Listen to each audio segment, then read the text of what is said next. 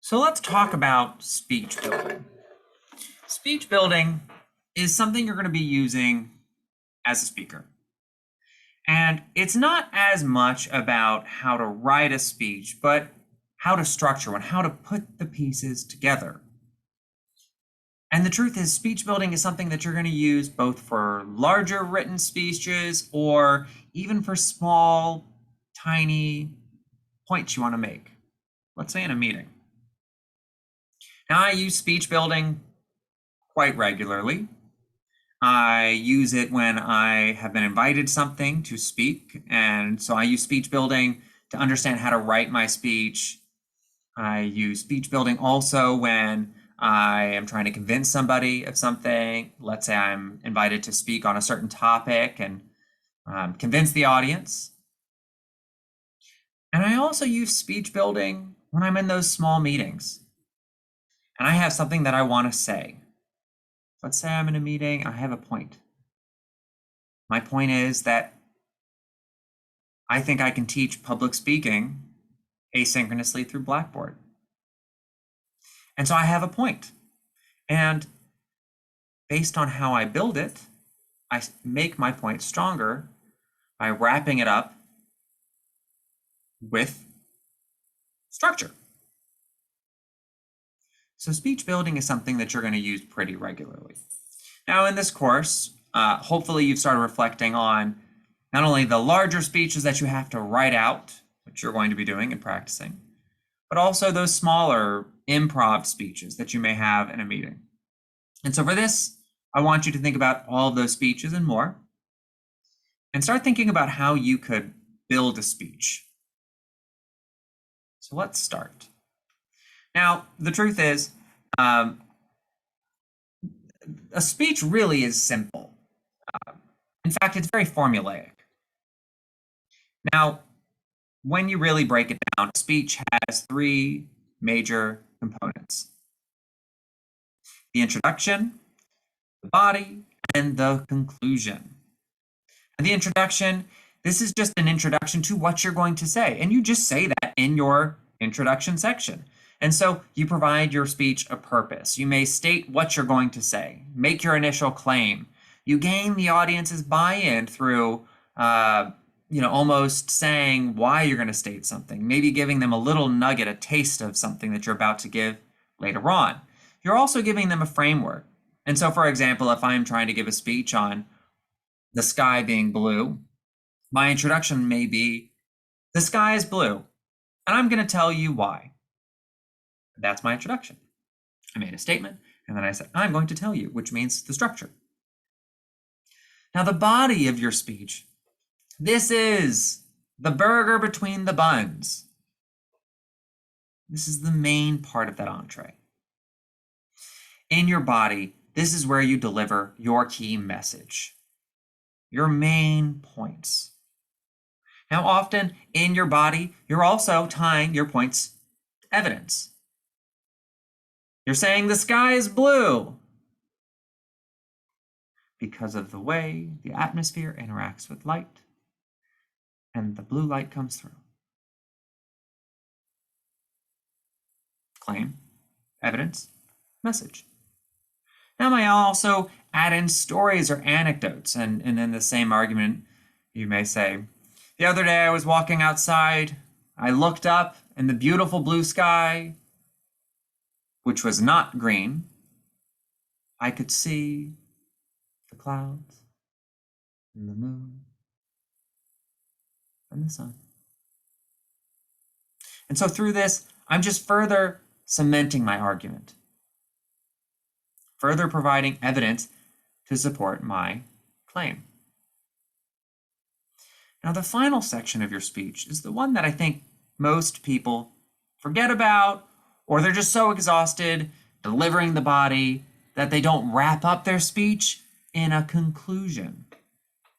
So in the conclusion, this is where you may repeat your main points. If you have a longer speech, it's always really important to repeat the key points that you're trying to deliver. And even in a short one, you may just repeat the initial point. You also want to answer any unanswered questions. You don't want to leave anybody hanging on something that you said in the start or in the body. You want to really make sure that you are tying everything up. And then you have to wrap up your ideas. So in addition to not leaving any questions, you also want to wrap up any ideas that you started throughout your speech. If I start a speech and I say, I'm going to tell you about the sun, the clouds, the moon, the sky, and I forget to talk about and wrap up my idea about, why there could be the moon in the daytime. Well, if I didn't wrap it up, people are actually going to walk away thinking, yes, that was a great speech, but Greg didn't answer this question. Greg didn't tell us something he said he was going to tell us. So that's why it's important to wrap up the ideas. And then finally, you want to leave your audience with what I call a goodie bag. The goodie bag is that idea or that concept or whatever boiled down part of your message that you want people to walk away with. Because the point of a goodie bag is that they're going to walk away and then they're immediately going to sit down and start unpacking that goodie bag saying, ooh, look at this and look at this. And let me show you all what I got in that last presentation or what Greg said. The goodie bag is where you leave them with that last nugget of goodness they walk away with and remember. Because the truth is they may not remember every key point that you gave in your body. Let's just be honest, this is just truth. But if you have a really good goodie bag, they're going to remember that. And hopefully they'll remember the rest of yours because the goodie bag was attached to your wonderful speech. So, the three components. I'm going to repeat. The introduction, the body, and the conclusion. Now, there are different types of public speaking. There is ceremonial, there is demonstrative, there is informative, and then there's persuasive. So these are the most common types of public speaking that you may encounter as a speaker. And there is quite some diversity in how they are formatted. They mostly stay to that formula I gave you of the intro, the body, the conclusion. There are some a little bit of deviation from that in these. And so, for example, speaking. If you're speaking at a ceremonial event, ceremonial speaking, let's say you're getting an award and you're thanking everybody for the award, or let's say you were nominated, or let's say you're being recognized, or let's say you're introducing somebody. Ceremonial speaking has to be four main things. It has to be brief. You don't want it to be a long speech because, that can be a little pompous, can be received wrong. It's personal. People are there to hear you. They want to hear you. You may have won an award. They want you. It's about you. That's okay.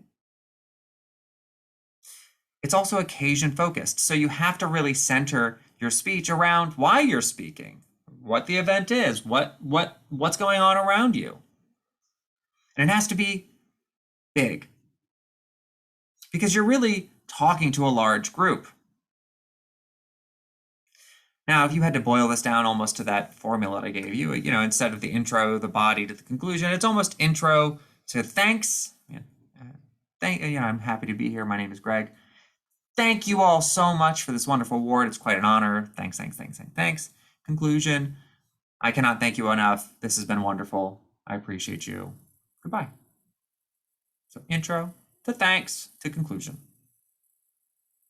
Now, demonstrative speaking is very different than ceremonial speaking because demonstrative is about teaching, demonstrating something.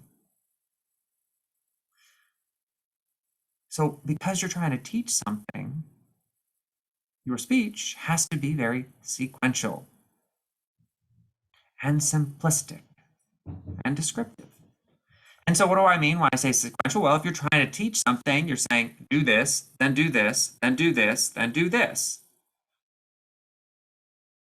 If I'm trying to teach a group of people how to change a tire, I may say, well, first thing you need to do is go to your trunk, get out the jack, raise up your car, get out the tire iron, loosen the bolts. And also in this, I'm being simplistic. because I'm trying to teach something, I don't want to be overly complicated.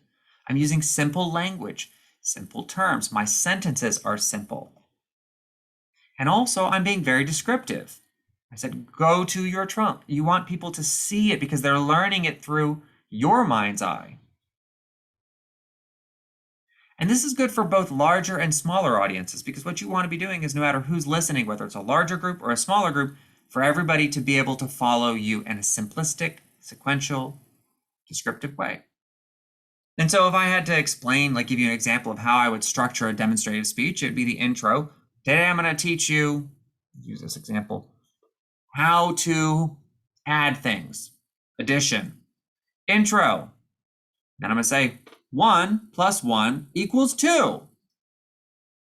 Okay, explain something out. And then in the conclusion, rather than just concluding and ending, I may leave it open with the, do you have any questions? So demonstrative speaking. Now, demonstrative is different than informative, because informative, whereas demonstrative is about teaching something, informative is about information sharing. And this is the one that I use most often, and you probably do too. Because informative speaking is very casual. It happens very, very often. It's that meeting that you're in and you have something that you want to say, or if you're leading the meeting and you're leading a discussion. And so it's very much about sharing information. You sharing information based on you as a content expert. And it's meeting based. What that means is it's not just one way. It actually is very conversational. You know, you make points to receive responses. And with everything else, it's also very content specific. You know, informative speaking, it's because you're giving information related to a very, very, very specific topic.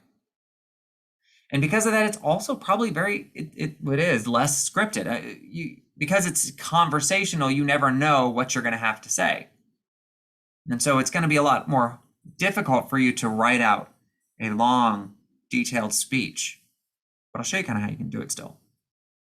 And often informative speaking is for a smaller audience. It's not for a large group of people because it's conversational.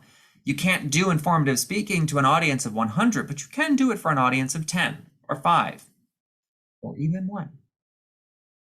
And this pretty much does follow the simple formula that I gave you of the intro to the body to the conclusion. Let me tell you what I know. That's the intro. The body is, I know this, here is why. And the conclusion is, that is why I know the thing I just told you about. Now, persuasive speaking, politicians do this all the time.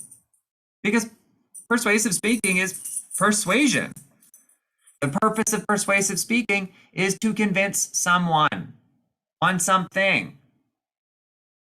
And so, in many ways, it is very, very, very tailored to that purpose. You're tailoring your content to persuade somebody to agree with you. Informative speaking, what I just shared, that's not really persuasive. You're just sharing what you know. Persuasive speaking is, I'm sharing what I know so that you agree with me and that you know it too. And because I'm trying to convince someone, I often am using evidence.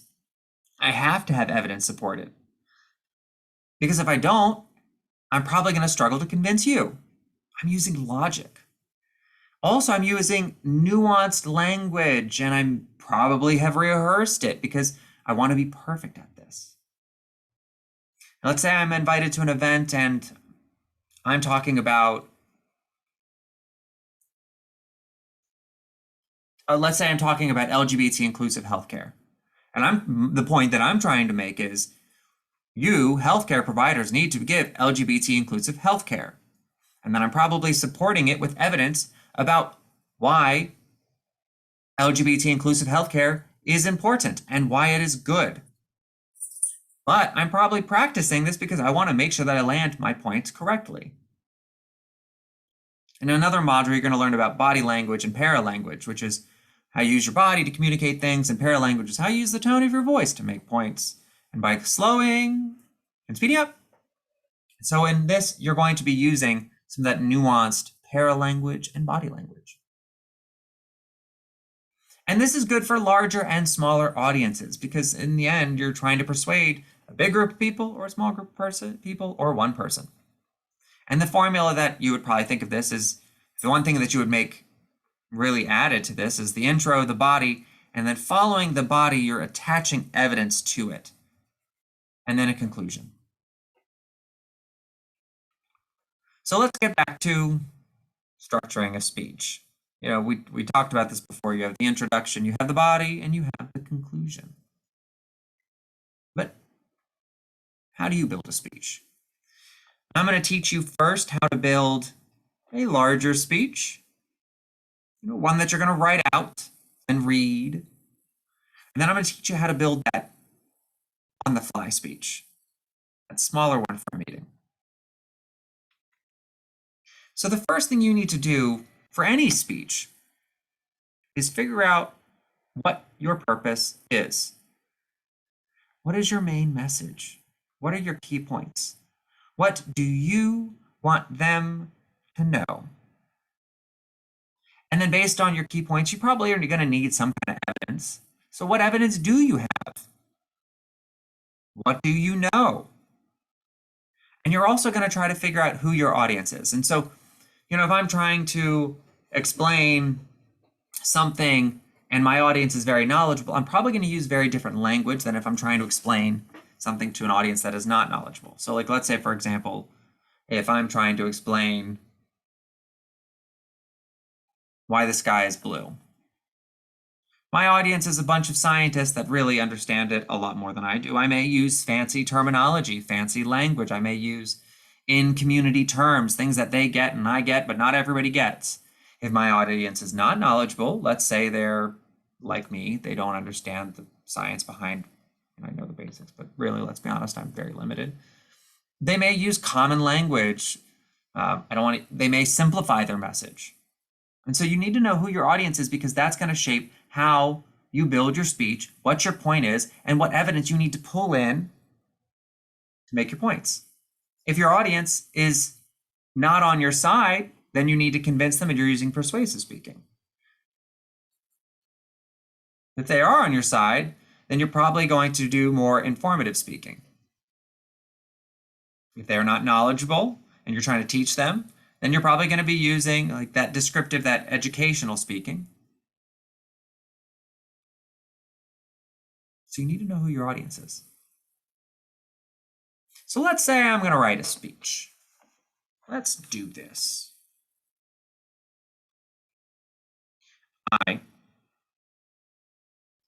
Otters are the cutest animal. I believe otters are the cutest animal. Nobody can tell me otherwise.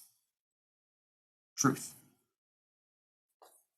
So my key point is, I want you to know that otters are the cutest animal in the world. What evidence do I have? Well, for example, Animal Planet ranked otters as the #1 cutest animal. Who is my audience? Well, most likely, if I'm talking about why I love otters, it's fellow animal lovers. And I'm not going around every day to every conference that's talking about research in academia and presenting on otters. But if I'm around a bunch of people and we're all talking about what our favorite animals are, well, otters are mine. And so I need to know who my audience is. And this, it's fellow animal lovers. So after I've identified my purpose, my main message, my evidence, and I know who my audience is, I need to build that framework. So first thing that I need to do is identify the speech length. Is this a formal thing? Do I need a longer speech? Or is this just a me sitting there at a bar trying to tell somebody that otters are super cute? Once I know that, I may need to create an outline. Now, if it's a speech that I need to write out, I can sit down and write out an outline. For this one, let's pretend I have been invited to the Animal Lover Society and I need to write a full speech about why otters are the cutest animal. And so I'm going to probably build out that outline, start off with that introduction, that body, and the conclusion. And then I'm assembling my arguments about why otters are the cutest. Now, each argument, each message that you have needs to be, you have a claim, and then claim plus evidence equals your message. So you have a claim, otters are the cutest, plus evidence, Animal Planet agrees with me, equals Otters are the cutest animal, and Animal Planet did a survey and agrees with me. So the message is that otters are adorable, and if I don't have that evidence with my claim, then really they're going to say, says who? Just you? So here's another adorable picture of otters and my outline. Intro, I'm just stating that otters are cute. I may say, I'm going to tell you why otters are cute. The body, otters hold hands and float. How adorable is that? Otters are ranked as the cutest. Animal Planet agrees, Prey.com agrees, and listfirst.com also thinks so. And then my conclusion. Otters are cute. I'm restating it just so that they know. And everybody agrees with me. So that's where I pull everybody in. For the nugget of goodness, let's say I want to add a goodie bag. Maybe I throw in a last fact about otters, like the fact that they hold hands. I already told you that. That the little babies learn how to crack open clams with rocks from their parents, and that's my goodie bag. So let's build our speech. Again, we have the introduction, the body, the conclusion. Now, here's the thing that I want you to know. Greg, me, has a different order of speech writing. I don't go 1, 2, 3, intro, body, conclusion. I actually go, number 1, I start by writing the body, because really the body is my message. Then I write the introduction, because in the body, I know I have to state what my message is and the evidence. So if I don't really know what that is, it's going to be hard for me to write the introduction. So I write out my body. Once I have my body fleshed out, the idea of what I want to say, then I give my introduction. And then I'll write my conclusion. You could also write body, conclusion, introduction, but the body has to go first. So let's write a speech. So the body, again, you're delivering your message. Let's see if this works. I'm going to try to write on my screen. Don't change. Pen. So start with the body. My body. People around the world agree that otters are the cutest animal. I also agree and believe that otters are cuter than all other animals. Not only do they hold hands, but they float around on their babies, or with their babies on their bellies. It is safe to say that almost everyone agrees with my opinion, that otters are incomprehensibly adorable. A recent study by Animal Planet found that otters were ranked as the cutest animal. Other organizations such as Prey.com and listfirst.com have found similar evidence supporting my claim that otters are widely recognized as the cutest of all animals. So this is my body. Okay, so what is my message? Let's see if we can do this. So let's start with my message. My message are that otters are the cutest animal. Got it? Where's my evidence? Well, my evidence may be that they float around, so maybe I'm trying to convince them based on like that emotional. So I may say, well, they float on their bellies. That's really cute. I mean, come on. But other evidence is that Animal Planet found they did a study, and Parade.com did a study, and ListFirst did a study. Okay? This is my evidence.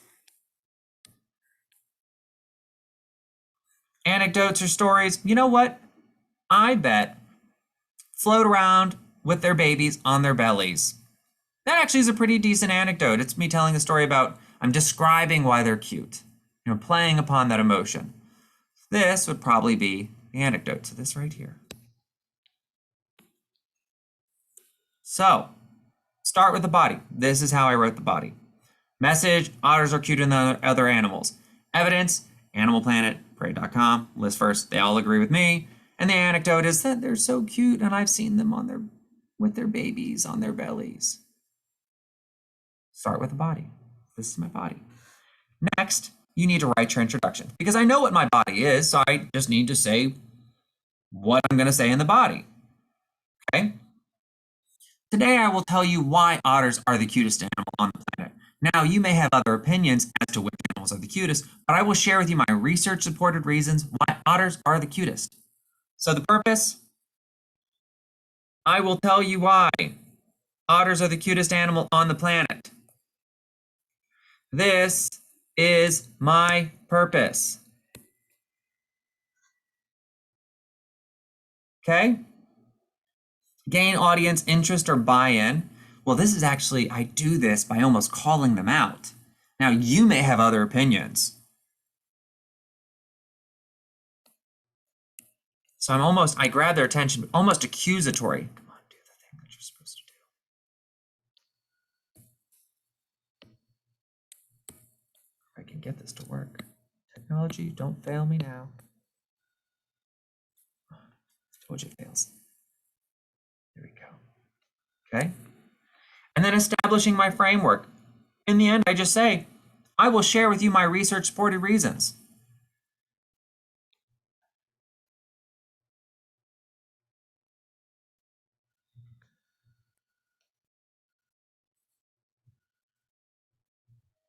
Okay, there we go. We're just going to pretend that worked.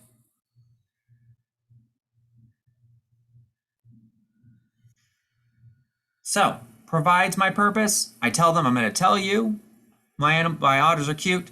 Gain their buy-in. I call them out. And I use a little bit of like that contrast of that they may have different opinions, but why mine is best. And then the framework where I just say I'm going to tell you based on research. Simple. And then based on the introduction and then the body, I know what I need to wrap up in the conclusion. So in the conclusion, I just repeat my main points, maybe answer any unanswered questions, wrap up my ideas, and leave with a goodie bag. So repeat my main points. Well,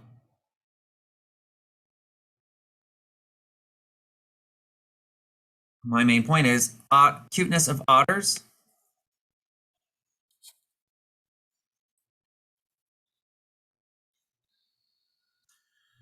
And so that's my main point. But my other point is that most people agree with me. Let's pull this up also.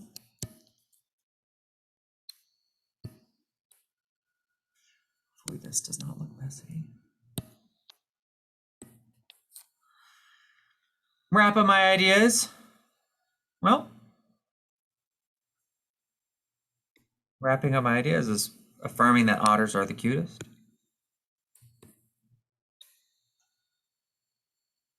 And then I really don't have a goodie bag because otters are cute. Maybe I'll leave a cute picture at the end and that'll be my goodie bag. So, my conclusion.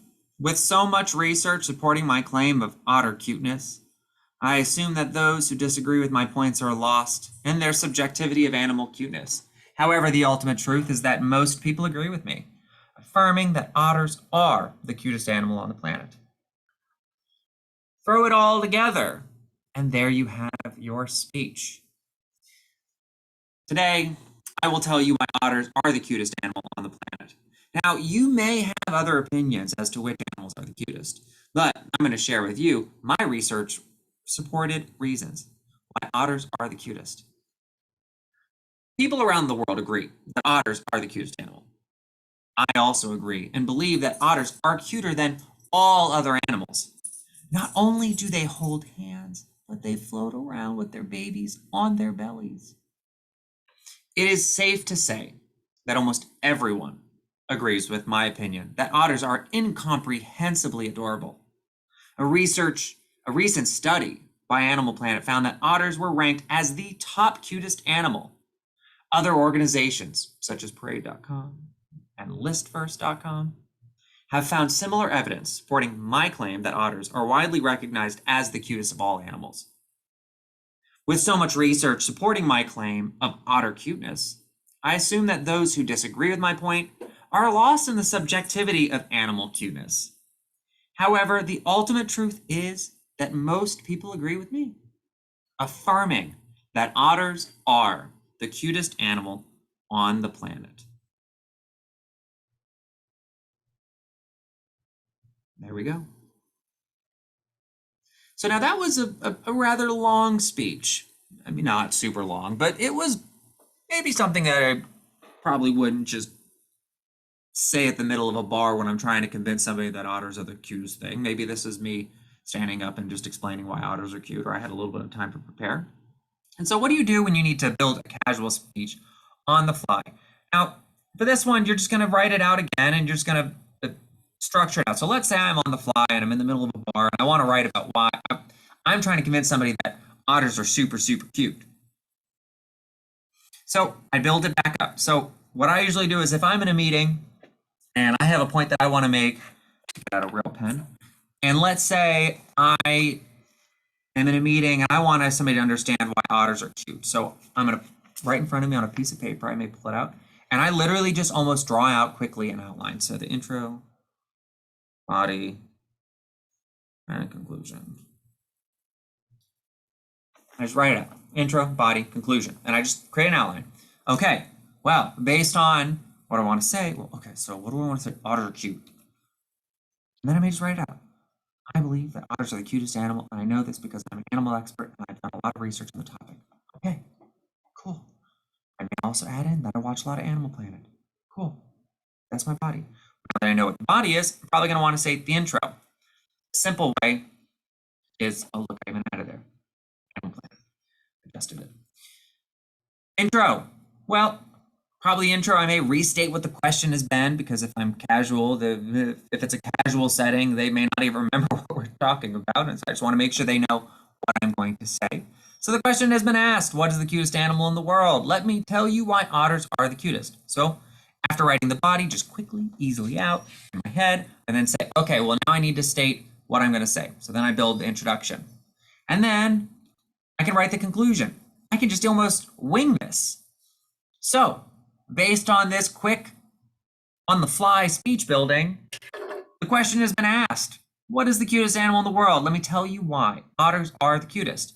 I believe that otters are the cutest animal because they float on their back and hold hands. I know this because I watch a lot of TV on the Animal Planet channel, and they agree and ranked otters as the cutest. So don't just take my word for it. As you can hear, the research supports me in agreeing that otters are the cutest animal. So this is just a much more simplified. In fact, you could even boil this down even more, depending on your audience. And because I'm making this on the fly, I probably don't have time to build a well-researched, and so maybe I'll have to use more observational evidence rather than research supported. So observational may be just things that I've observed using logic. So as you can tell, speech writing and speech building is a lot scarier than it really is in practice.